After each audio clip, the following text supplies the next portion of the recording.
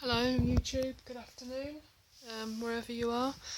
It's almost 3 p.m. here on a kind of sunny-ish day here in England. It's still freezing though, and it will still be dark in about an hour, but never mind. So here's a little update for yourselves. Just pull my sleeves up, sorry about that. So my little corner of cross stitch, which started out as a small little tin and a little pattern, has now sort of enveloped or developed itself into a few books and 2 tins and a degree of patterns. So one thing at a time. So this little tin is an old shortbread tin which I got for Christmas, which is now full of all my, so I've got some leftover cotton here, and a variety of different cottons that I've picked up either from the charity shops or they're part of something I'm doing already. I know it looks a lot, but it barely cost me £5, so like I said, it's just some leftovers and some odds and sods that I picked up from the charity shops. That's in my nice little shortbread tin. I've got my little lunch box here, which has got just a few things in. I should put my scissors back in there. So I've just got a little thing to, I don't know what this is, a big piece of ribbon or something, just to keep my needles on. Just some tape, just a little alphabet pattern that came free with something, my little scissors, and just a few patterns, so my fox cross stitch and my robin cross stitch, so that hasn't got a great deal in it. But it is what it is. We'll start off with the least. So I got this, picked this up from the charity shop. I don't know if anybody's got this. It cost only 50p, so that's about, I don't know, 75 cents in America. And it's a really cute little book. It's not detailed by any stretch, but it's quite an old book. It doesn't give great detail about things, but it's got a good, it's got nice little patterns in there. Let's say that's how old it is. It's still called Australasia, so it must be sort of mid-80s, late 80s, this book, and it's got some really cute, if this will focus, some really cute little patterns in there for all different things, at sea, at home, a few religious items in there, school days. There's a nice few things there, so you can collate a lot of these images and create your own, really. And I just thought it was really sweet. So if you wanted to do a big piece, or if you wanted to do your garden, for example, you've got the information here to do your fences, and then you could put some dogs and cats, and you could put yourself in the garden doing whatever you want to do. And it's just got a few nice little things in there, and borders, and then just a little instruction on how to do a variety of different stitches. So I picked that up just for 50p. It's quite a hefty book. It's a good 100 or so pages, so well worth it. That's just some Ada that I picked up a few weeks ago. I have done another little pattern just for my friend, and all it said was "get well soon." That took me all of a few hours, just a little colourful thing that I sent him in the post, as he's not been very well. So I did that little thing. This is my genius method of keeping my Ada together at the moment, so it's just a hair clip.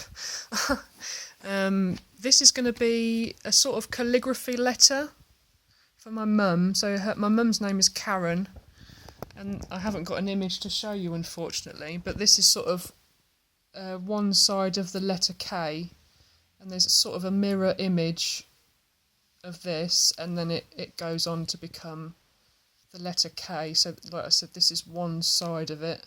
I just need to fill in here. It's all one colour. It's all a really nice sort of dark bluey purple colour. It's just the letter K. So I'm just doing that as a sort of interim while I'm sort of keep going with the big piece for my nan.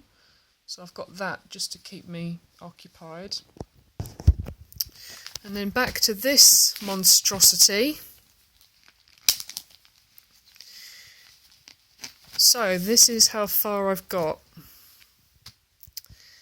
So I've done, I don't know where I got to last, but I'd done the wood, and I think I'd started the pot, or this part of the brown, and now I've finished this jug.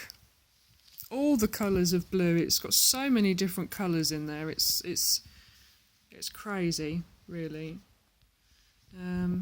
So yeah, I described it before, I tend to do the outline of things before I fill in, so this is the outline of the jug. And then it sort of branches off into the different varieties of flowers. So I don't know if you can just about see the outline where the flowers are going to start sitting all around here. If I can get the pattern out for you very quickly with one hand. I trust it to be on the wrong side, but never mind. So this is what I've done so far. I don't know if you can see that, if I kind of just come out a little bit. So I've done the jug, and I just started going round this edge because I was tired of doing so many different colour blues. So I just started to do this bit round the edge just to gain back some sanity. And this part is where I need some advice from you guys, please. I'm sorry this is quite a long video, but I have seen some of you guys with about 4 or 5 needles in your cross stitch at any one time. And I'm assuming it's for something like this, so just wait for this to focus. If you can see, it's going from K, C, L, K, C, L, and then it goes to H, and then 8, and so on and so forth.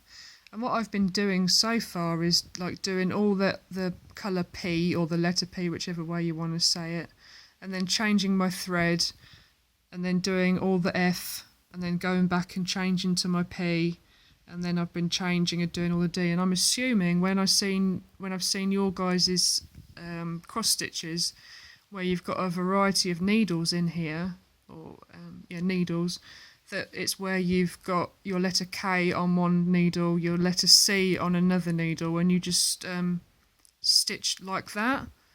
So this part I'm a bit anxious about starting because, like I said, I don't want to just keep constantly changing my needle or trying to count all in between. So I don't know what's the easiest way to start approaching this, if I'm honest. Whether, like I said, just to do all the letter K's and then fill in with the letter L's like I'm used to, or try and do so 2 different colours of cotton on 2 different needles and then just switch between them both. So yeah, your advice would be greatly appreciated on that. So that's as far as I've got with this one. And like I said, I'm just doing this letter K in the interim. This shouldn't take me too long. I mean, it's taken me a few hours to do that part so far, just because the pattern was hard to follow. Because it was just an image I searched on Google. And I've been copying it, so I've had to like zoom in on my phone. But it should be fairly simple. Apart from that, that's about it in my cross-stitch little life. I think I'm going to have to maybe invest or have a look in the charity shop for some kind of organisational tin of some description, because I'm starting to get a little bit overwhelmed with it all. Oh goodness, I almost forgot before I go. I got this in the post today, finally. So yeah, it's called, where is it? Where's the description?